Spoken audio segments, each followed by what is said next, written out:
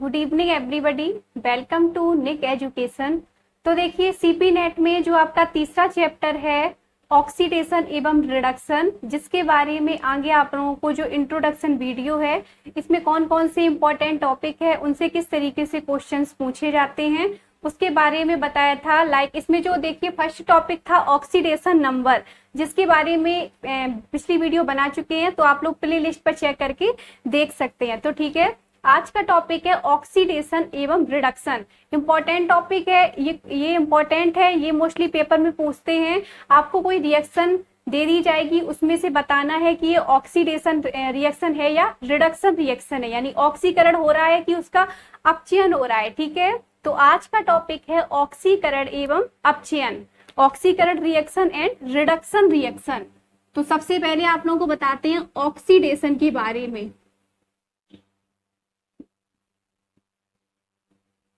Oxidation, oxidation देखिए क्या होता है, जिसे हिंदी में कहते हैं ऑक्सीकरण।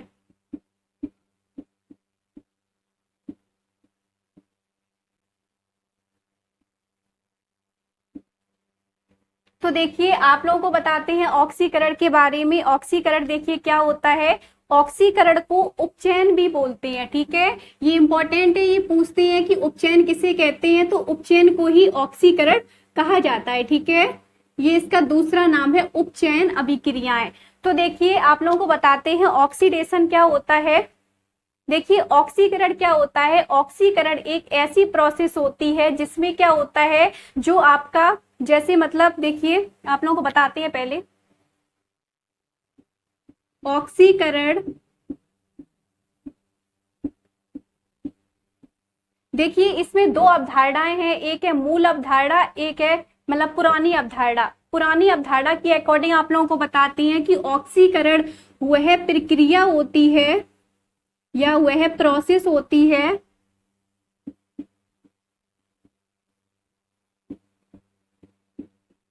जिसमें क्या किया जाता है, देखिए जिसमें इलेक्ट्रॉनों को त्यागा जाता है, या आप कह सकते हैं इलेक्ट्रॉन को त्यागने की जो क्रिया होती है उसको ही ऑक्सीडेशन कहते हैं। ये इंपॉर्टेंट है, ये पूछते हैं कि इलेक्ट्रॉन मतलब त्यागने की प्रोसेस को क्या कहा जाता है, तो ऑक्सीकरण कहा जाता है। या आपके ऑप्शन में उपचयन भी आए तो आप इसका उपचयन आंसर भी लगा सकते हैं। ठीक है, तो जिसमें इलेक्ट्रॉनों को त्यागा जाए यानी releasing of electron he oxidation कहलाता है। ठीक है, इलेक्ट्रॉनों को त्यागा जाता है उसे ऑक्सीकरण कहते हैं।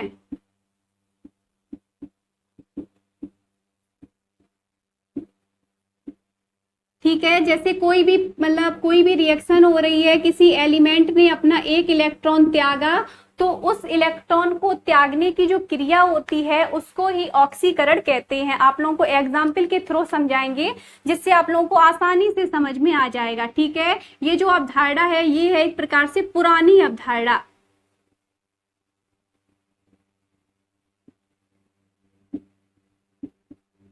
ठीक है, जैसे आपने एग्जाम्पल लिया, एग्जाम्पल में हमने देखिए सोडियम लिया। ठीक है, सोडियम लिया तो सोडियम ने क्या किया, अपना एक इलेक्ट्रॉन त्याग दिया और ये रिएक्शन करके इसने क्या बना लिया, Na+ बना लिया। ठीक है, सोडियम का देखिए क्या हुआ, सोडियम ने अपना एक इलेक्ट्रॉन रिलीज किया जिससे ये Na+ में कन्वर्ट हो गया। ठीक है, तो ये जो प्रोसेस होती है ये पूरी प्रोसेस ऑक्सीकरण कहलाती है। ये इसकी सिस्टमेटिक डेफिनेशन है, और भी कुल सारी इसकी ऑक्सीडेशन की वो होती है डेफिनेशन।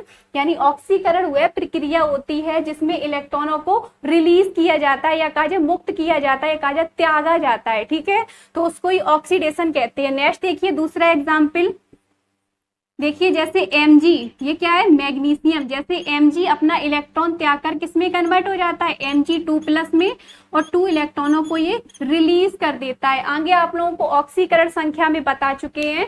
देखिए जो क्षारीय मेटल होती है वो अपना एक इलेक्ट्रॉन त्यागती है। ठीक है, एल्कलाइन मेटल। ठीक है, सोडियम कैसी मेटल है, एल्कलाइन मेटल, क्षारीय धातु, और मैग्नीशियम कैसी मेटल है, क्षारीय मृदा धातु यानी एल्कलाइन अर्थ मेटल। तो इसकी ऑक्सीडेशन नंबर कितनी होती है, आप लोगों को बताया भी था +2 होती है, और इसकी कितनी होती है, +1 होती है, क्योंकि ये एक प्रकार से क्षारीय धातु है।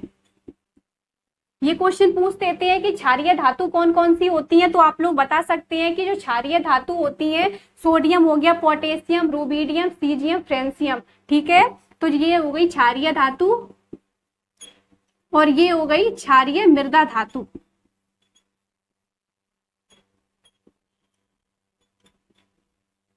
ये क्वेश्चन पूछते हैं कि क्षारीय मृदा धातु होती हैं, उनकी ऑक्सीडेशन नंबर कितनी होती है, तो +2 होती है। ठीक है, तो ये तो पहली अवधारणा के अकॉर्डिंग हो गया।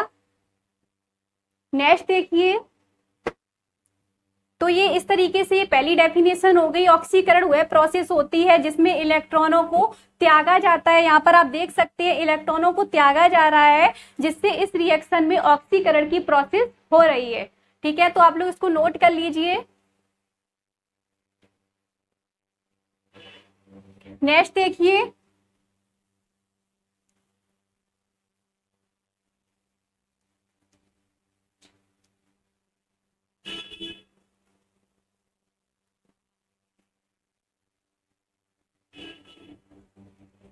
आप लोग इसके प्रॉपर नोट्स बनाएं, जिससे आप कभी भी रिवीजन करें तो आप आसानी से उसको देख सकें, तो इसलिए इसके प्रॉपर नोट्स बनाएं। नेक्स्ट देखिए, पुरानी अवधारणा की अकॉर्डिंग क्या परिभाषा निकल के आई।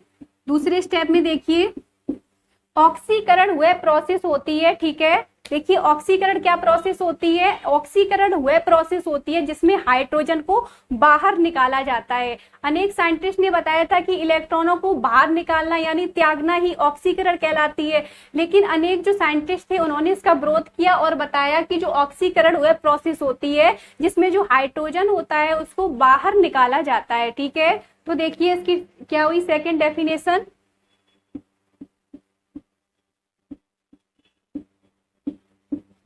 ऑक्सीकरण वह प्रक्रिया होती है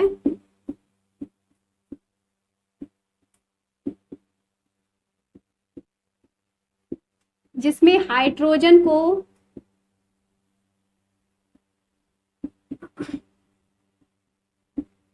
बाहर निकाला जाता है।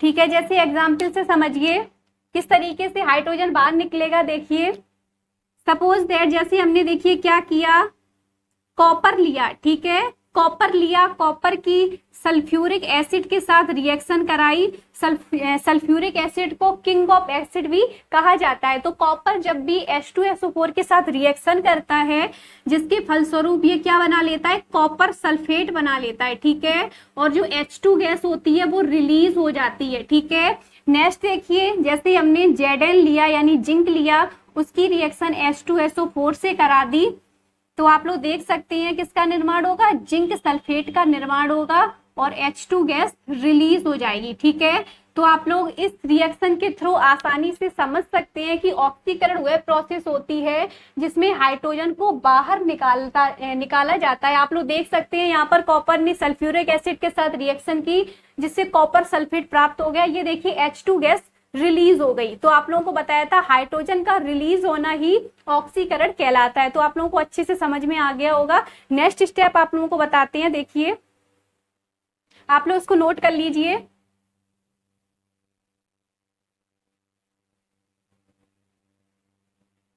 नेक्स्ट देखिए,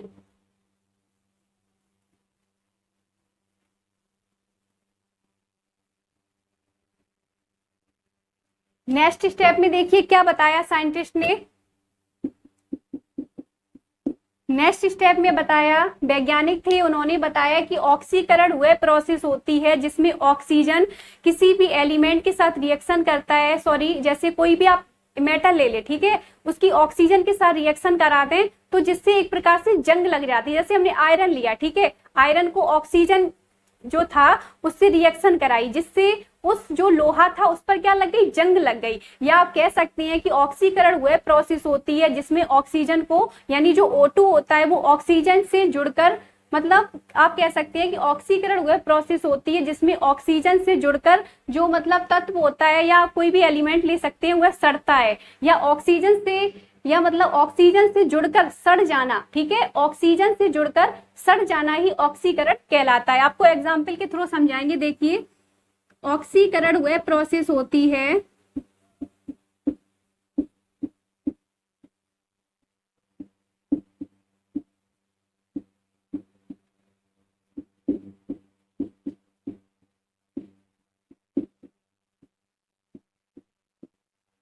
ऑक्सीजन, देखिए क्या होती है, ऑक्सीकरण वह प्रोसेस होती है जिसमें कोई तत्व ऑक्सीजन से सहयोग कर सड़ता है। ठीक है,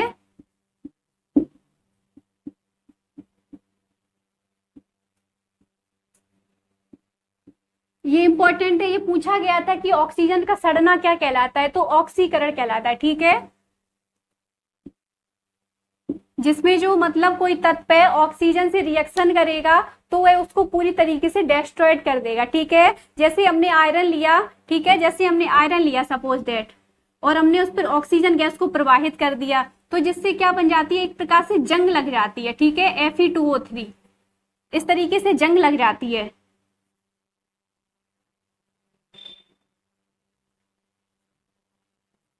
ठीक है, तो क्या लग जाती है, जंग लग जाती है। जब आप आयरन को खुला छोड़ देते हैं, ऑक्सीजन के साथ सहयोग करने देते हैं, तो एक प्रकार से रस्ट का निर्माण हो जाता है, यानी जंग लग जाती है। तो ऑक्सीकरण की प्रोसेस हमको यही बताती है कि कोई भी तत्व अगर ऑक्सीजन के साथ सहयोग करेगा तो एक प्रकार से वह सड़ जाएगा। ठीक है, Fe2O3 का मिक्सचर प्राप्त हो जाएगा, तो इस प्रोसेस को ही ऑक्सीकरण कहा जाता है। ठीक है, तो आप लोगों को बताते हैं चौथे स्टेप में, आप लोग उसको नोट कर लीजिए।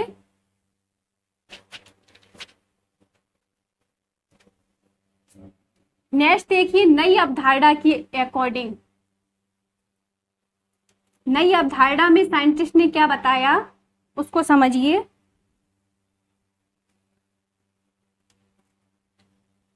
नई अवधारणा के अनुसार, मॉडर्न कॉन्सेप्ट, नई अवधारणा के अनुसार ऑक्सीडेशन की देखिए क्या प्रोसेस को बताया गया है। देखिए साइंटिस्ट ने बताया कि ऑक्सीकरण वह प्रोसेस होती है जिसमें ऑक्सीडेशन जो संख्या होती है उसमें वृद्धि होती है। ये क्वेश्चन पूछा गया है कि ऑक्सीडेशन संख्या में जब वृद्धि होती है तो उस प्रोसेस को क्या कहा जाता है। आपको ऑप्शन मतलब दे दिए जाएंगे, ऑक्सीकरण, अपचयन, उपचयन, रेडॉक्स अभिक्रिया। तो आप लोग इसका सही आंसर लगाएंगे ऑक्सीकरण। ठीक है, अगर उपचयन लिख के आया तो आप उपचयन भी लगाएंगे। ठीक है, तो इसलिए आप लोगों को नई अवधारणा के अनुसार बताते हैं ऑक्सीकरण वह प्रोसेस होती है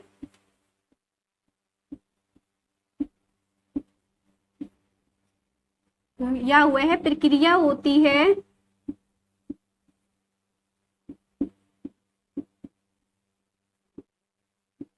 आप लोगों को ऑक्सीडेशन संख्या के बारे में बताया था। ठीक है, आगे बता चुके हैं।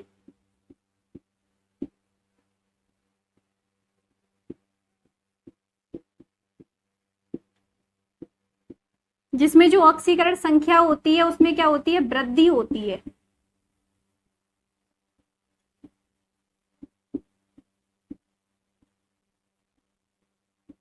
ठीक है, आप लोगों को ऑक्सीकरण संख्या के बारे में बता चुके हैं। कोई भी एलिमेंट पर जितना आवेश होता है उसको ही ऑक्सीडेशन संख्या कहा जाता है। आप लोगों को बताया था किस तरीके से निकालते हैं, लिंक डिस्क्रिप्शन में आप लोग चेक कर सकते हैं।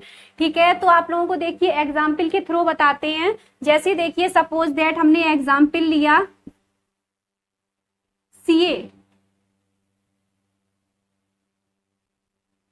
जैसे हमने कार्बन लिया। ठीक है, कार्बन को जब हम ऑक्सीजन के साथ सहयोग करते हैं तो किसका निर्माण होता है, आप लोगों को बताया था CO2 का निर्माण होता है। किसका होता है, CO2 का निर्माण होता है। तो आप लोग देख सकते हैं यहाँ पर जो मतलब कार्बन है ये एक प्रकार से फ्री कंडीशन में है। आप लोगों को बताया था यदि कोई एलिमेंट है, यदि वो अकेला है, किसी के साथ बॉन्डिंग नहीं कर रहा है, तो उसकी जो ऑक्सीडेशन नंबर होती है वो कितनी होती है, 0 होती है। आप लोगों को बताया था हमने पहले, कार्बन हो गया, हाइड्रोजन हो गया, सल्फर हो गया, इस तरीके से। तो इसकी ऑक्सीडेशन नंबर कितनी होगी, 0 है, क्योंकि एक प्रकार से फ्री कंडीशन में है।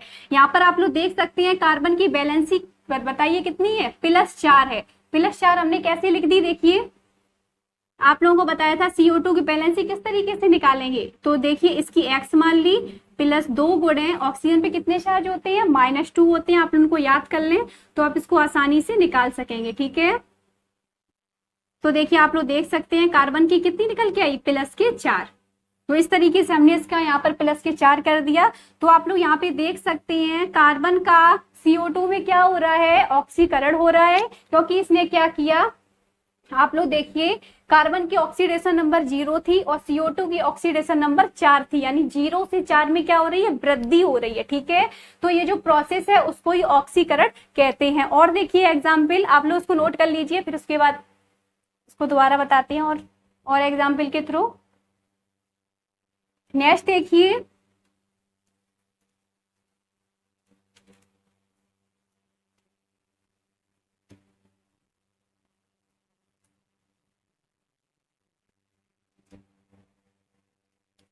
देखिए, जैसे हमने लिया H2 + I2। I2 क्या होता है, आयोडीन होता है। ठीक है, तो क्या बना, 2HI बना। ठीक है, क्या बना, 2HI बना। तो यहाँ पे आप लोग देखिए, आप लोगों को बताया था जो 17 ग्रुप 17 के जो एलिमेंट होते हैं वो क्या करते हैं, उन पर जो चार्ज होता है वो -1 होता है। आप लोगों को बताया भी था, जैसे फ्लोरीन, क्लोरीन, ब्रोमीन, आयोडीन, इस पर चार्ज कितना होता है, -1 होता है। तो देखिए यहाँ पर जो आयोडीन है वो फ्री कंडीशन पे है, इसलिए इसकी जो बैलेंसी है वो कितनी है, 0 है। और आप लोग यहाँ पे देखिए, यहाँ पर बैलेंसी कितनी है, -2 है। आप लोग देखिए कितनी है, -2 है।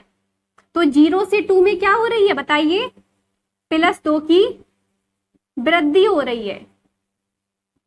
तो जहां पर ऑक्सीडेशन संख्या में वृद्धि होती है उसको क्या बोलते हैं, ऑक्सीकरण बोलते हैं। ठीक है, नेक्स्ट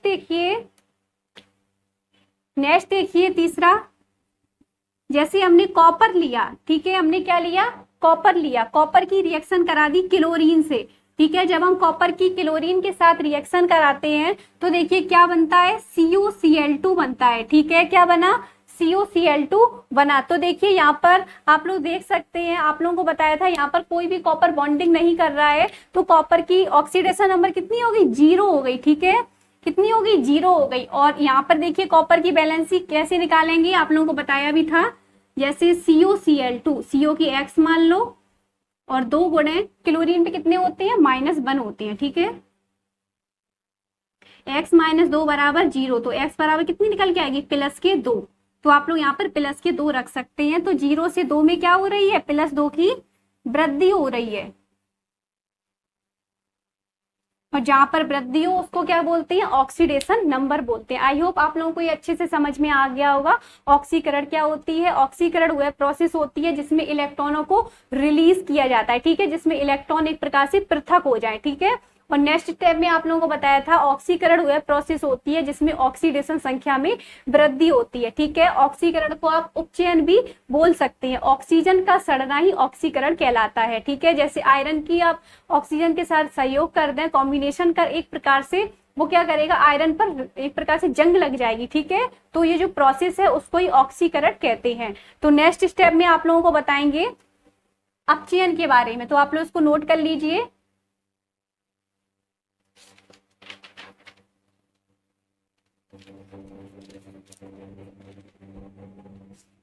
नेक्स्ट बता रहे हैं आप लोगों को अपचयन के बारे में। ये था उपचयन और वो है अपचयन यानी रिडक्शन।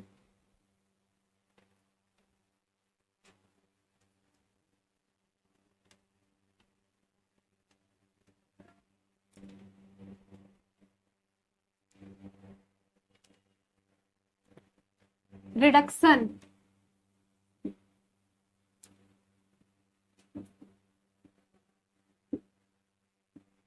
जिसको हिंदी में बोलते हैं अपचयन। तो देखिए ये इंपॉर्टेंट है, इससे क्वेश्चन आता है अपचयन। और इसका एक दूसरा नाम होता है, उसको क्या बोलते हैं, उसको बोलते हैं अवकारक। ठीक है, तो देखिए आप लोगों को रिडक्शन के बारे में बताते हैं, रिडक्शन क्या होता है। ठीक है, देखिए रिडक्शन वह प्रोसेस होती है, अपचयन वह प्रोसेस होती है जिसमें जो ऑक्सीकरण संख्या में क्या होती है, कमी होती है। ठीक है, उसमें क्या हो रही थी, वृद्धि हो रही थी, और इसमें क्या होती है, ऑक्सीडेशन जो नंबर होता है उसमें कमी होती है। ठीक है, देखिए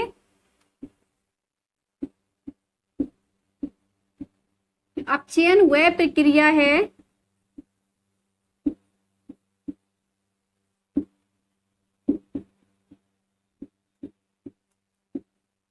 जिसमें क्या होता है, ऑक्सीकरण संख्या में कमी होती है।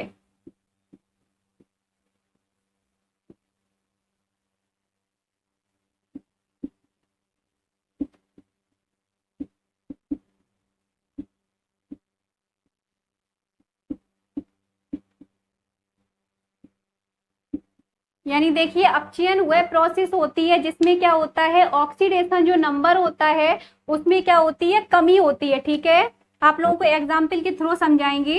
देखिए, जैसे हमने कोई एग्जाम्पल लिया, ठीक है, जैसे हमने Zn लिया और Zn की HCl के साथ रिएक्शन कराई। ठीक है, जब आप जिंक की HCl के साथ रिएक्शन कराते हैं तो क्या बन जाता है, जिंक क्लोराइड बन जाता है। ठीक है, आप लोग यहाँ पर बैलेंस कर लीजिए, और यहाँ से जो H2 गैस है वो क्या हो जाती है, रिलीज हो जाती है। क्या हो जाती है, रिलीज हो जाती है। तो देखिए, तो आप लोग यहाँ पे देखिए, यहाँ पर क्लोरीन की बैलेंसी कितनी है, -2 है, और यहाँ पे देखिए कितनी है बैलेंसी, यहाँ पर भी -2 है। ठीक है, यहाँ पर देखिए जो जिंक है, सॉरी, देखिए यहाँ पर जो जिंक है वो कैसा है, फ्री कंडीशन में है, तो इसकी ऑक्सीडेशन नंबर कितनी हो गई, 0 हो गई, और यहाँ पर जिंक की बैलेंसी कितनी है, +2 है। तो आप लोगों को ये जो प्रोसेस है, इस प्रोसेस को क्या बताया था अभी हमने, +2 की क्या हो रही है, वृद्धि हो रही है। ठीक है, तो जब +2 की वृद्धि होती है तो उसको क्या कहते थे, ऑक्सीकरण कहते थे। अभी बताया था आप लोगों को, उसको क्या बोलते थे, ऑक्सीकरण बोलते थे। यानी जिसमें +2 की वृद्धि हो रही है उसको क्या बोलेंगे, ऑक्सीडेशन बोलेंगे। तो आप लोग देखिए, यहाँ पर जो H2 है ये एक प्रकार से कैसा है, फ्री कंडीशन में है, तो इसका ऑक्सीडेशन नंबर कितना हो गया, 0 हो गया। ठीक है, और यहाँ पर देखिए, यहाँ पर इसकी बैलेंसी कितनी है, +2 है। हाइड्रोजन की बैलेंसी आप लोग देख सकते हैं, ये फ्री कंडीशन पर है, तो इसकी जो बैलेंसी है वो कितनी है, 0 है, और 0 से कितनी हो गई, 2। तो आप लोग देख सकते हैं यहाँ पर क्या हो रही है, 2 की कमी हो रही है। ठीक है, जहां पर ऑक्सीडेशन संख्या में कमी होती है उसको ही क्या बोलते हैं, उसको ही अपचयन बोलते हैं। यहाँ पे क्या हो रही है, 2 की कमी हो रही है।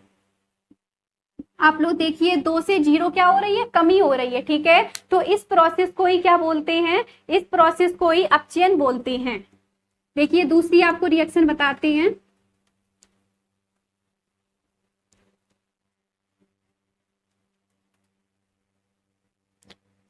देखिए, दूसरी रिएक्शन देखिए, जैसे हमने मैग्नीशियम लिया, ठीक है, हमने क्या लिया, मैग्नीशियम लिया, और मैग्नीशियम की SO2 के साथ रिएक्शन कराई। ठीक है, जब भी MgSO2 के साथ रिएक्शन करता है तो एक प्रकार से मैग्नीशियम ऑक्साइड बना लेता है। क्या बना लेता है, ये देखिए क्या बना लिया इसने, मैग्नीशियम ऑक्साइड बना लिया, और जो सल्फर गैस है वो क्या हो जाती है, रिलीज हो जाती है। ठीक है, तो यहाँ पर आप बैलेंसी देख सकते हैं, बैलेंस नहीं है इलेक्ट्रॉन, तो यहाँ पे 2 लग जाएंगे इस तरीके से। तो यहाँ पर मैग्नीशियम SO2 के साथ रिएक्शन कर रहा है जिससे 2 MgO बना है और सल्फर गैस रिलीज हुई है। तो आप लोग देखिए, यहाँ पर SO2 की बैलेंसी देखिए, यहाँ पर जो S है वो कैसा है, फ्री कंडीशन में है, तो इसकी बैलेंसी कितनी हो गई, 0। ठीक है, यहाँ पर देखिए SO2 की बैलेंसी बताइए कितनी है, नहीं आ रही है समझ में, तो यहाँ पे कर सकते हैं, SO2 की बैलेंसी हमको निकालनी है, इसकी x मान लो, +2 गुणे ऑक्सीजन पे कितने होते हैं, -2 बराबर 0, तो x -4 बराबर कितने हो जाएंगे, 0। x बराबर कितना हो जाएगा, +4, तो कितनी निकल के आ गई, +4। तो आप लोग देखिए, 4 से 0 क्या हो रही है, बताइए बताइए, 4 से 0 में क्या हो रही है, 4 की कमी हो रही है। ठीक है, जहां पर कमी होती है उसको ही रिडक्शन कहा जाता है। ठीक है, तो आप लोग इसको नोट कर लीजिए।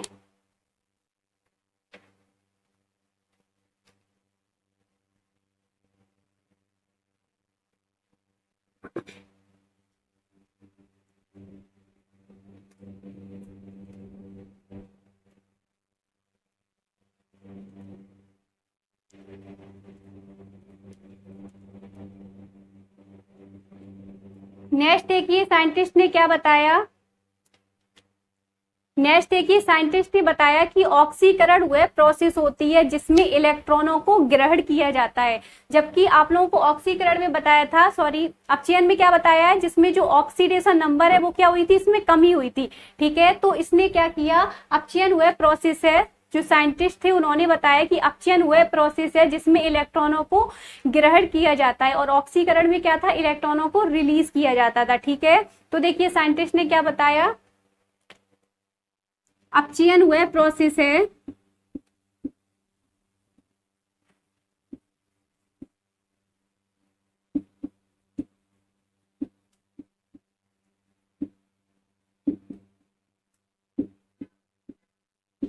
जिसमें इलेक्ट्रॉनों को ग्रहण किया जाता है। ठीक है,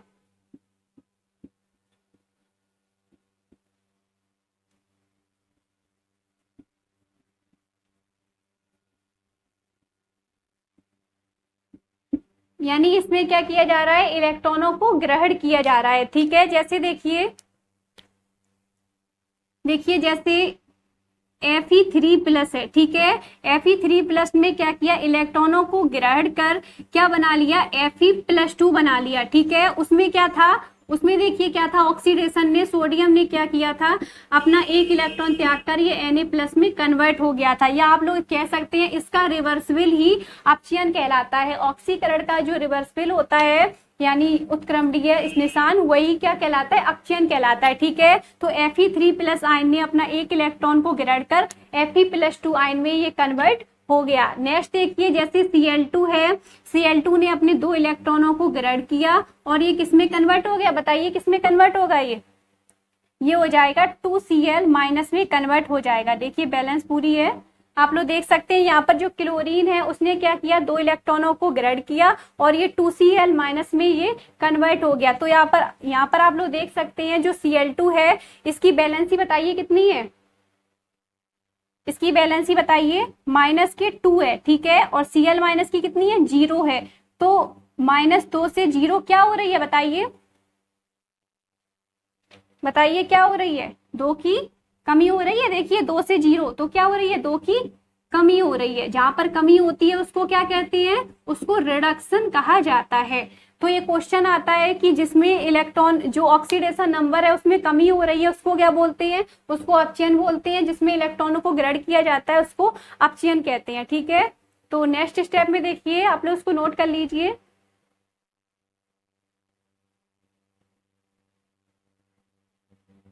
और देखिए रिडक्शन हमको क्या बताता है,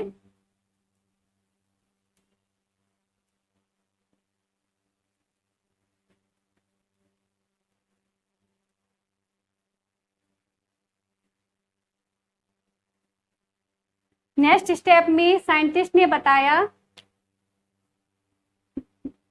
देखिए नेक्स्ट स्टेप में साइंटिस्ट ने बताया कि अपचयन वह प्रोसेस होती है जिसमें मतलब कि जो कंपाउंड होता है वो हाइड्रोजन से जुड़ता है, या आप कह सकते हैं हाइड्रोजन से जुड़ना ही क्या कहलाता है, रिडक्शन कहलाता है। ठीक है, आप लोग लिख सकते हैं हाइड्रोजन से जुड़ना, ये इंपॉर्टेंट है। इस तरीके से क्वेश्चन आता है कि हाइड्रोजन से जुड़ना क्या कहलाता है, तो अपचयन कहलाता है। ठीक है, क्या कहलाता है, अपचयन कहलाता है।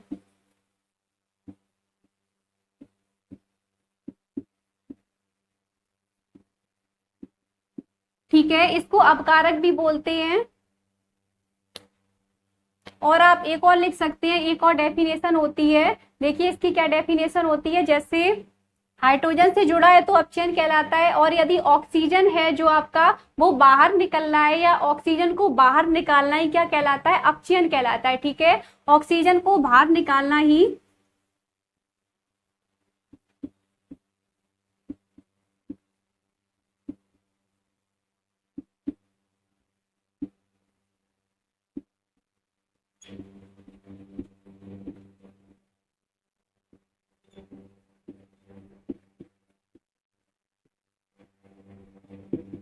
तो देखिए इस तरीके से ये अपचयन की प्रोसेस होती है, यानी अपचयन को अपकारक बोलते हैं। अपचयन वह प्रोसेस होती है जिसमें इलेक्ट्रॉनों को ग्रहण किया जाता है, और अपचयन वह प्रोसेस होती है जिसमें जो जो मतलब ऑक्सीकरण संख्या होती है उसमें क्या होती है, वृद्धि होती है। ठीक है, और हाइड्रोजन से जुड़ना क्या कहलाता है, अपचयन कहलाता है। ठीक है, सॉरी ऑक्सीडेशन नंबर में कमी होती है, और वृद्धि किसमें होती थी, ऑक्सीकरण में होती थी। ठीक है, तो ऑक्सीजन का बाहर निकलना ही क्या कहलाता है, अपचयन कहलाता है। ठीक है, तो इस तरीके से ऑक्सीकरण अपचयन ये प्रोसेस होती है।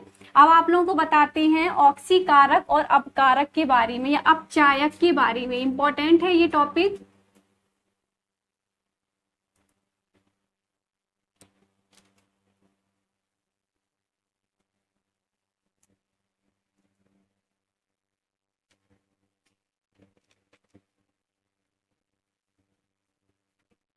तो देखिए नेक्स्ट टॉपिक है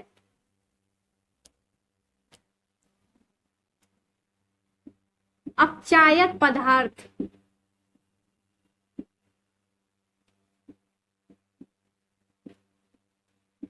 जिसको इंग्लिश में बोलते हैं रिड्यूसिंग एजेंट।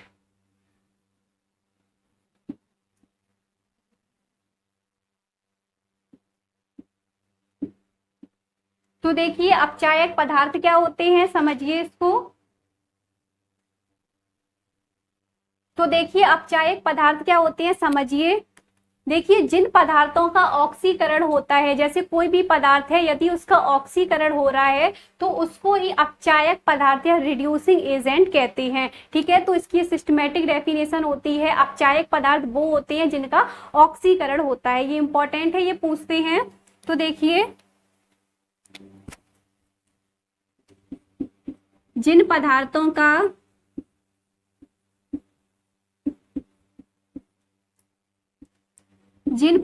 का ऑक्सीकरण होता है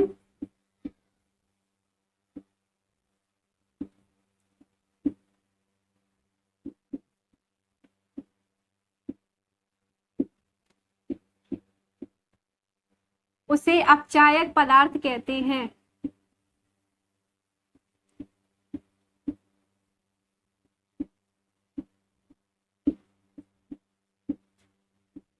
देखिए ये क्वेश्चन आते हैं कि जिन पदार्थों का ऑक्सीडेशन होता है उसको क्या कहते हैं, उसको अपचयक पदार्थ या अपचायक पदार्थ कहते हैं। तो देखिए आप इसका एग्जाम्पल भी ले सकते हैं, जैसे O2 हो गया। ये पूछते हैं O2 किस तरीके का है, तो एक प्रकार से रिड्यूसिंग एजेंट है। ठीक है, O2 हो गया, ठीक है, O3 हो गया और KMnO4 हो गया।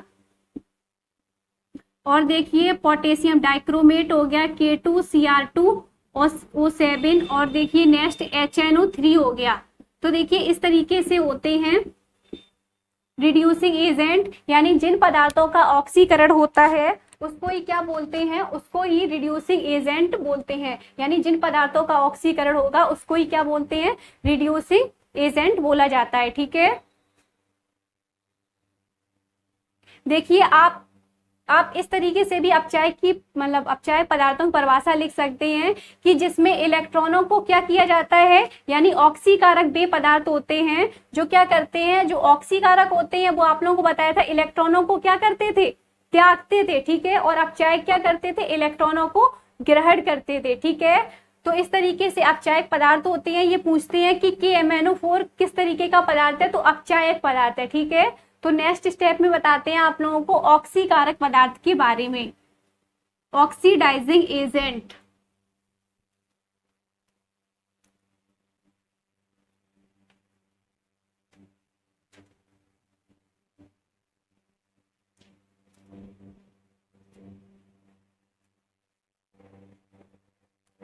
नेक्स्ट है देखिए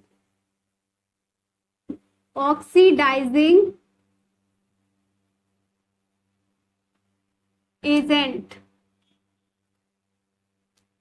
यानी ऑक्सीकारक पदार्थ।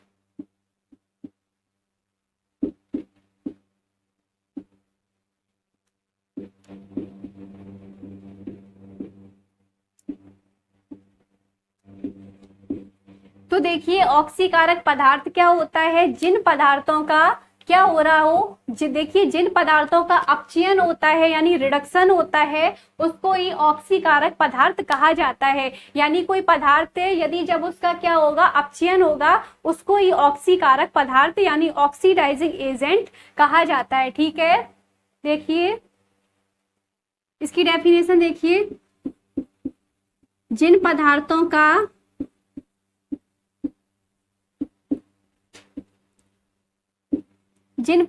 का अपचयन होता है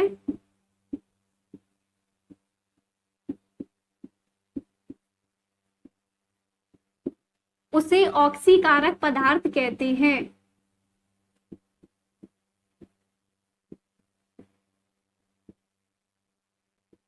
ये क्वेश्चन पूछते हैं कि ऑक्सीकारक पदार्थ किसे कहते हैं, तो जिन पदार्थों का अपचयन होता है उसको ऑक्सीकारक पदार्थ कहते हैं।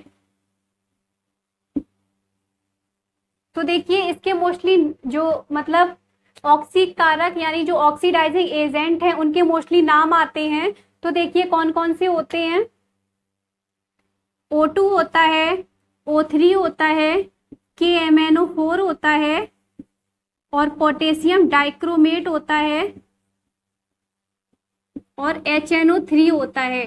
तो ये एक प्रकार से ऑक्सीडाइजिंग एजेंट होते हैं। O2 होता है, O3 होता है और देखिए KMnO4 होता है, K2Cr2O7 होता है और HNO3 होता है। आगे आप लोगों को थोड़ा मिस्टेक हो गई थी, जो अपचायक पदार्थ थे वो यहाँ पे लिख दे रहे हैं, थोड़ा सा गड़बड़ हो गया था। अपचायक पदार्थ देखिए क्या होते हैं। अपचायक पदार्थ आप लोगों को बताया था कि जिन पदार्थों का ऑक्सीकरण होता है उसको ही अपचायक पदार्थ बोलते हैं। जैसे देखिए H2 हो गया, ठीक है, H2S हो गया और HI हो गया और कार्बन भी ले सकते हैं, CO भी ले सकते हैं, ठीक है। तो ये एक प्रकार से अपचायक पदार्थ होते हैं, ठीक है। थोड़ी सी मिस्टेक हो गई थी, आप लोग सुधार लीजिए।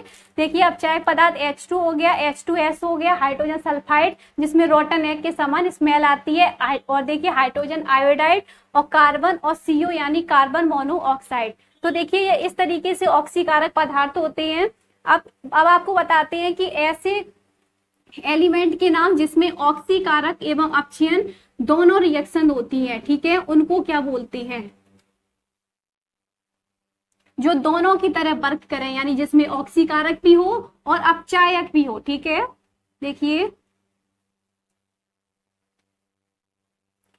जैसे एग्जाम्पल देखिए जैसे हमने क्या लिया, H2S लिया, ठीक है, इसका नाम क्या होता है, हाइड्रोजन सल्फाइड, और क्या लिया, हाइड्रोजन परऑक्साइड लिया, H2O2, ठीक है, हाइड्रोजन परऑक्साइड। और हमने क्या लिया, देखिए HNO2 लिया, ठीक है, क्या लिया, HNO2 लिया। और नेक्स्ट देखिए हमने क्या लिया, सल्फर डाइऑक्साइड ली, SO2। तो देखिए ये जो कंपाउंड होती हैं ये क्या करते हैं, ये ऑक्सीकारक एवं अपचायक दोनों का वर्क करते हैं। ये इंपॉर्टेंट है, ये पूछते हैं, इनको कहते हैं ऑक्सीकारक एवं अपचायक पदार्थ।